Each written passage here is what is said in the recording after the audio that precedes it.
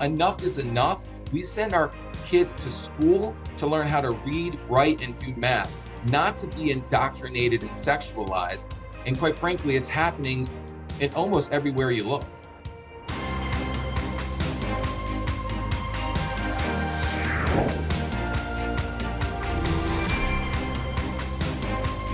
Welcome, everybody, to another episode of Conversations That Matter. I'm your host, Alex Newman, senior editor at The New American. We have a very special guest with us today. His name is Elon Gerberg. He is the founder of Florida Fathers for Freedom. It's a group of fathers, mothers, family members that are concerned about the sexualization of our children, the radicalization, the indoctrination of our children. They were founded to get fathers back into the forefront of the battle of protecting children from these radical attacks on their innocence. He's been a constant presence at school board meetings in Broward County, which is in South Florida, about the mask mandates, about the sexualization. He's also organized a number of protests and rallies.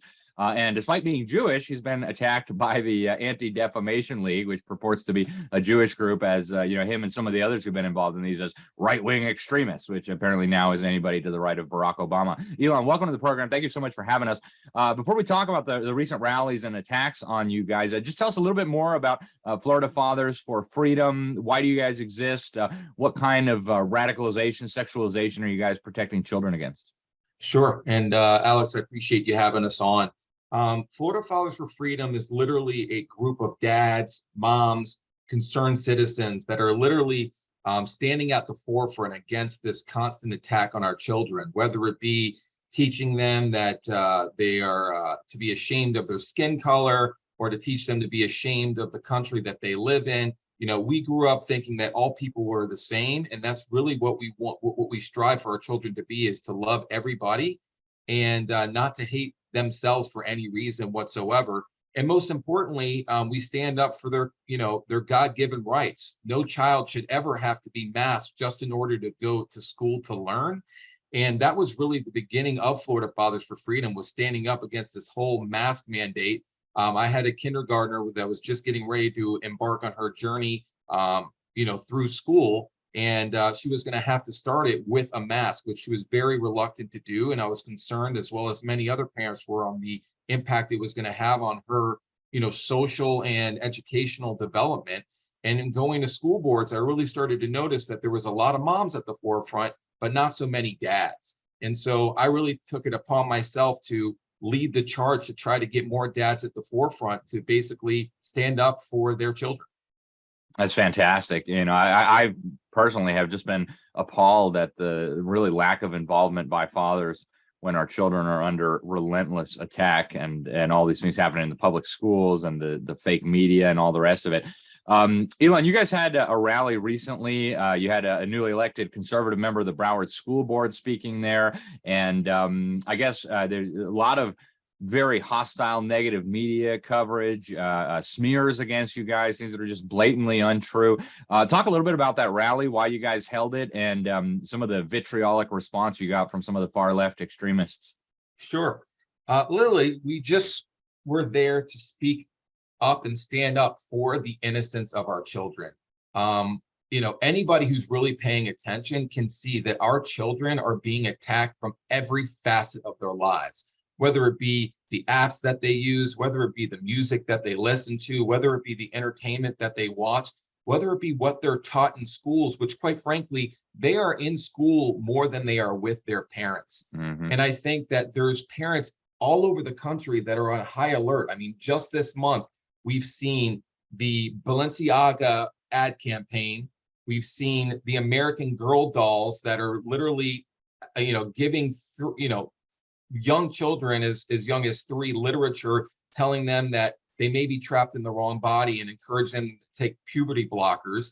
And, we just saw the disgusting, distribution of sex toys in a private school in Chicago. So this type of stuff is happening all over the country. And it's unfortunate because, we held that rally to stand up against this sexualization and grooming of our children. And the narrative has really been that if you are a good parent, you are supposed to stand up and protect your children against this nonsense. Conversations that parents are not present when they're having them, many times they're being alienated and it's being kept secret in schools from them. And if you do speak out against it, you're some sort of stochastic terrorist, or you're some sort of homophobe. And we really wanted to shed light not only on what is happening to our children, because I think a lot of parents and citizens just don't even know what's really happening, but also to say we are not stochastic terrorists, we are not homophobic, and in fact, we held that rally in conjunction with Gays Against Groomers, which is a 100% LGBTQ group of individuals that stood hand in hand with us against the sexualization of our children. And so that was really, this was a rally about empowering parents, concerned citizens, and everybody in between to say enough is enough. We send our kids to school to learn how to read, write, and do math, not to be indoctrinated and sexualized. And quite frankly, it's happening in almost everywhere you look. Yeah, it really is amazing, right? A homosexual, a Jew, and a Hispanic woman organize a rally, and somehow it's a racist, right-wing, homophobic, extremist. The media is just such a joke these days. It's hard to fathom, but I think it perfectly encapsulates what we're dealing with today. Elon, we're down to just a few more minutes. I want to ask you about, where do we go from here? What should fathers be doing to stand up for their children, and how can people get involved? What do you recommend as far as fathers and parents getting active in this battle for the well-being, safety, and innocence of our children? Sure. Well, first and foremost, we as parents cannot be gaslit. They're using these emotional tactics to basically say, if you stand up for your children and you don't believe that they should be sexualized, you don't believe a child should be taught that they were born in the wrong body, or encouraged to take puberty blockers, or have any of these radicalized ideologies that are entering, the minds of children, you do not be gaslit. Stand strong. I think all parents can agree. Nobody wants dildos and butt plugs distributed into their schools. So don't be afraid to speak out against it. Go to your local school boards, write your legislators, stand up and scream loudly against it. Because quite frankly, this is not homophobic. This is not transphobic. This is not hate. This is more about love and doing the right thing for the most delicate and impressionable people that we have to look after, which are our children and our future leaders. So, Alex, I would just challenge all parents and concerned citizens, speak out and do everything you can. Spread awareness about what is going on and stand strong, because if this is a hill that we cannot die on, if we cannot defend our children's innocence, then what can you stand for? Hey, man, that's so true, right? If you won't stick up for your kids, nobody's going to do it for you. And what else are you going to stand up for if not your own children?